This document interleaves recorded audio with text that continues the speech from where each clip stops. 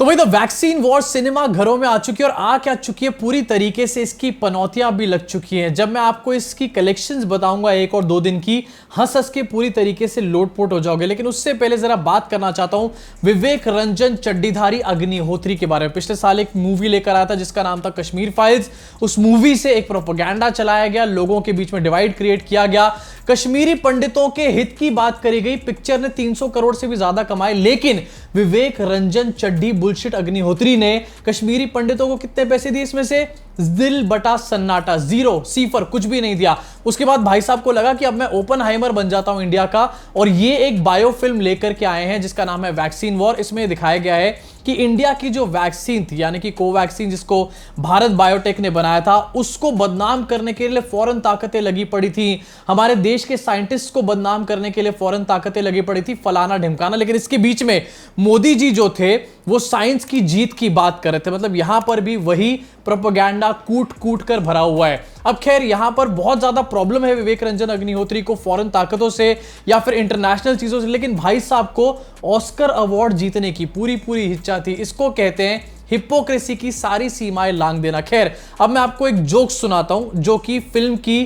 Collections है। जी हाँ, इसकी कलेक्शंस ही एक बहुत बड़ा जोक है। अपनी स्क्रीन पर देखिए, द इंडियन एक्सप्रेस कहता है कि the vaccine war box office collection day 2, Vivek Agnihotri film tanks with just ₹85 lakh on second day, यानी कि दूसरे दिन 85 लाख रुपए कमाए हैं। सुना यह जा रहा है कि पहले दिन पे 45 लाख कमाए थे। इन दोनों को मिला दिया जाए तो 2 दिन में 1,30,00,000 इस फिल्म ने कमाए हैं। अबे जवान फिल्म ने या फिर गदर ने सिंगल स्क्रीन के ऊपर पहले दिन में इतनी कमाई कर ली थी जितना यहां पर मल्टीप्लेक्स और पूरे इंडिया को मिलाकर के कमाई करी जा रही है। इसे कहते हैं घनघोर पनौतियां। इसके अलावा जब फिल्म अब फ्लॉप हो चुकी है तो अगला कार्ड क्या है? हिंदुओं को डैश बनाना। यार समझ जाओ ना, पिछली बार जिस तरीके से बनाया था। अपनी स्क्रीन पर देखिए, यहां पर है अनुपम खेर जो कह रहे हैं कि I will be visiting Ayodhya temple tomorrow. We all watched it on television when PM Modi offered prayers during the bhoomi pujan, the foundation stone laying ceremony. I would also like to take my mom with me as it was her dream, says Bollywood actor Anupam Kher on his visit to Ayodhya, Uttar Pradesh. मतलब जब picture नहीं चली तो भैया हिंदुओं को ही बेवकूफ बनाना शुरू कर दिया यहां पर भी। अब जहां पर वैक्सीन वॉर का डब्बा तो पूरी तरीके से गोल हो चुका है, और इसके ऊपर अगर आपको रिव्यू देखना है तो नीचे कमेंट सेक्शन में बता दो, मैं अपने दूसरे वाले चैनल पे उसको अपलोड कर दूंगा। वहीं दूसरी तरफ दिखाना चाहता हूं कि आखिरकार किस तरीके से मध्य प्रदेश में भारतीय जनता पार्टी की भयंकर घनघोर पनौतियां लगी पड़ी है। घनघोर पनौती, नया वाला वर्ड निकाल कर लाया हूं आपके लिए। थोड़े दिन पहले हमने देखा था कि कैलाश विजयवर्गीय, उनको टिकट मिल गया, कह रहे हैं कि मेरा चुनाव लड़ने का मन नहीं है। उससे समझ में आ रहा था कि मोदी जी की कितनी बड़ी पनौती लगने वाली है। अब गोदी मीडिया और पापा की परियां दिखा रही हैं कि आखिरकार पापा की कितनी तगड़ी पनौती लगने वाली है मध्य प्रदेश के अंदर। आपकी स्क्रीन पर आपको दिख रहा होगा, टाइम्स नाउ नवभारत ने एक सर्वे कर करके डाला है जिसमें उन्होंने ये बताया कि 2018 में कितनी सीट मिली और अब सर्वे के हिसाब से कितनी सीट मिलती हुई नजर आ रही है। तो भाई 2018 में बीजेपी को 9 सीट्स मिली थी। 2023 जुलाई में इन्होंने सर्वे किया, उसमें 105 से 115 सीट्स बीजेपी को मिल रही थी। और उसी के बाद जब इन्होंने सितंबर में इस सर्वे को दोबारा कराया तो बीजेपी को 102 से 110 सीटें यहां पर मिलती नजर आ रही हैं। वहीं कांग्रेस की अगर बात करी जाए तो 118 से 128 सीट कांग्रेस को मिल रही है। और नविका कुमार की आप शक्ल देखो जरा, आप स्क्रीनशॉट के अंदर साफ नजर आ रहा है कि आखिरकार कितनी ज्यादा दर्द इनके पेट में हो रही है। यहाँ पे एक वीडियो इनफैक्ट आपकी स्क्रीन पर चल रहा होगा, आपको बता देना चाहता हूं, इस शो में जब नविका कुमार ने ये सारे स्टैट्स दिए, सारे आंकड़े बताए, उसके बाद सबसे पहले नविका कुमार ने बीजेपी के स्पोक्स पर्सन पे चिल्लाने का काम किया कि आखिरकार कर क्या रहे हैं आप लोग। मतलब फ्रॉम कांग्रेस के स्पोक्स पर्सन के ऊपर चिल्लाना, उनको ब्लेम करना, उनको गाली गलौज करना, उनकी आवाज कम करना, टू बीजेपी के स्पोक्स पर्सन से सवाल करना कि आखिरकार कर क्या रहे हैं आप लोग। खैर ये कांग्रेस के स्पोक्स पर्सन से सवाल करेंगी भी कैसे, इनको तो बॉयकॉट कर दिया गया ना लिस्ट में। अब सोचिए ये भी अपने आप में कितनी बड़ी पनौती है। थोड़े दिन पहले कांग्रेस ने और अपोजिशन का जो गठबंधन है उसने नविका कुमार का नाम लिस्ट में डाल के उनको बॉयकॉट करने की बात बोली थी। उसके बाद नविका कुमार ने कहा मुझे तो जरूरत ही नहीं है कांग्रेस की, कोई फर्क ही नहीं पड़ता मुझे। लेकिन आज वही नविका कुमार को फाइनली कांग्रेस को जीतता हुआ दिखाना पड़ रहा है। भाई कमर में, पेट में, सर में एक साथ दर्द हो गया होगा नविका कुमार के। अब यहां पर सिर्फ नविका कुमार ही नहीं है, इसके अलावा मैं आपको दिखाना चाहता हूं, इनफैक्ट ये तो वीडियो आपको दिखाना चाहूंगा स्क्रीन के ऊपर, सुधीर एके तिहाड़ी जो कि ये कह रहा है कि मामा शिवराज सिंह की यहां पर पनौतियां लगने वाली। जरा सुनो इसको। और इसका एक मतलब यह भी है कि मध्य प्रदेश में अब शिवराज सिंह चौहान यानी मामा जी के अच्छे दिन शायद समाप्त होने वाले हैं। अब जहां पर आधे गोदी मीडिया ने मध्य प्रदेश की सच्चाइयां खुद ब खुद बकनी शुरू कर दी हैं, वहीं पर कुछ और ऐसे भी लोग हैं जो अभी भी सच्चाई को नहीं देख रहे और चिचा के बतौलेबाजियों में लगे पड़े हैं, चिचा की पूजाएं आरतियां करने में लगे पड़े हैं। मैं बात कर रहा हूं यहां पर रूबिका भाई के बारे में। इन्होंने एक शो कर डाला पूरा इसके ऊपर कि आखिरकार नरेंद्र मोदी ने मंदिर की दान पेटी में कितने पैसे डाले थे। आपकी स्क्रीन पर एक वीडियो चल रहा होगा जहां पर एपिक लेवल की इन्वेस्टिगेटिव जर्नलिज्म करी गई है। वो जर्नलिज्म जो मणिपुर के ऊपर नहीं करी गई, वो जर्नलिज्म जो उज्जैन के ऊपर नहीं करी गई, जो महिला रेसलर्स के ऊपर नहीं करी गई, वो जर्नलिज्म यहां पर रूबिका लियाकत ने दिखाई है। और यहां पर उन्होंने ये बताया कि मोदी जी ने दान पेटी में, जैसे कि एक वीडियो वायरल हो रहा था थोड़े दिन पहले, 21 रुपए नहीं डाले थे, उससे ज्यादा पैसे डाले थे। क्या आपको लगता है कि प्रधानमंत्री नरेंद्र मोदी ने इसमें लिफाफा डाला है?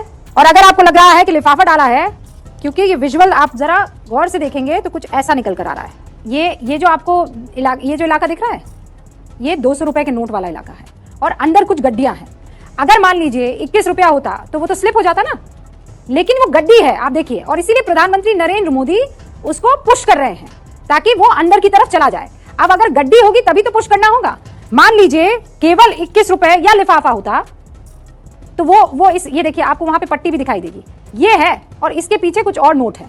वो लिफाफा नहीं है सफेद रंग का, जैसा पुजारी जी कह रहे हैं।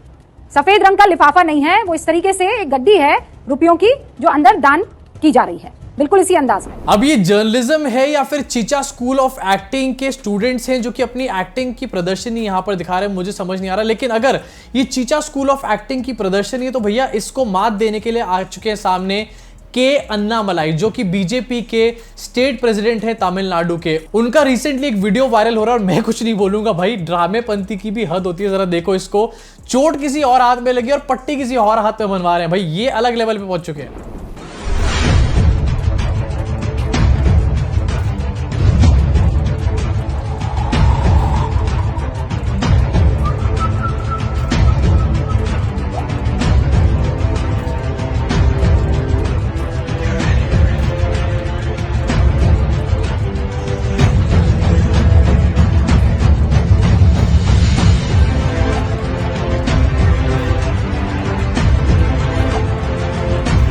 भाई जरा तालियां हो जाए इनके epic level of Chicha school of acting के बेहतरीन एक्टिंग की। इसे तो आगे बढ़ना चाहूंगा और दिखाना चाहूंगा कि आखिरकार बीजेपी आईटी सेल के चिंटू इस टाइम पर क्या करने पे तुले हैं, क्या कर रहे हैं, अपनी पनौतियां लगवा रहे हैं। समझ जाया करो मेरे बोलने से पहले। आपको दिखाना चाहता हूं, आपकी स्क्रीन के ऊपर एक ग्राफिक शेयर किया गया जिसमें लिखा कि मोदी है तो हर गारंटी पूरी होने की गारंटी है। कांग्रेस के टाइम पे रेल खस्ता हाल में थी और यहां पर बीजेपी के टाइम पे वंदे भारत तेज तेज दौड़ने का काम कर रही है। लेफ्ट साइड में ये दिखाया हुआ है कि कांग्रेस के टाइम पर बहुत सारे एक्सीडेंट्स होते थे, लेकिन वंदे भारत की सच्चाइयां जरा मैं दिखा देता हूं आपको आपकी स्क्रीन के ऊपर। वंदे भारत से जुड़ा हुआ एक आंकड़ा अपनी स्क्रीन पर देखिए। The number of cases rose to 28,727 in 2021-2022 in this category.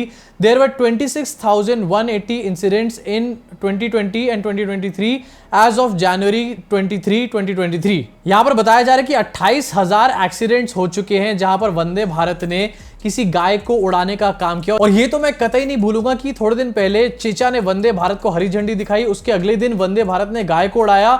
वो गाय उड़ करके एक सुसु करते हुए आदमी पर जाके गिरी और वो आदमी मर गया था। याद है ना आप लोगों को, मैंने बताया था अपनी वीडियो के अंदर। और यहां पर बात करी जा रही है कि वंदे भारत फर्राटे से दौड़ रही है, इसका कोई एक्सीडेंट नहीं हो रहा। चलो भाई, इंसान के साथ एक्सीडेंट हो भी जाते तो अलग बात थी, लेकिन गाय के साथ एक्सीडेंट हो रहे हैं, गाय को मारा जा रहा है, ये बहुत इंपॉर्टेंट है। समझ रहे हो ना आप लोग। इसी के साथ वंदे भारत कितनी तेजी से दौड़ रही है और कितना विकास लेकर आ रही है, इसका एक और नमूना अपनी स्क्रीन पर देखिए। Super fast trains to lose 15 minutes from October 1st as Vande Bharat chugs in super fast go slow. मतलब वंदे भारत एक्सप्रेस की वजह से, जिसको चिचा बार बार हरी झंडी दिखाते हैं, सुपर फास्ट ट्रेनों का टाइम जो है और बढ़ता चला जा रहा है, वो स्लो होती चली जा रही है। इसके बारे में कोई यहां पर बात करके नहीं दे रहा। अरे इसके बारे में आखिरकार बात करेंगे भी कैसे? इन्वेस्टिगेटिव जर्नलिज्म से फुर्सत मिलेगी तब ना बात होगी इसके बारे में। तो भैया ये तो थी आज की कुछ ट्रेंडिंग खबरें जो कि आपके सामने रखना चाहता था। अब आपका क्या रिएक्शन है इन सारी खबरों के ऊपर, नीचे कमेंट सेक्शन में कमेंट करके अपनी भड़ास को पूरी तरीके से निकाल डालो। वीडियो पसंद आए तो लाइक का बटन दबा के, सब्सक्राइब का बटन दबा के, बेल आइकन जरूर दबाओ। मैं आपसे मुलाकात करूंगा इस चैनल के अगले वीडियो में।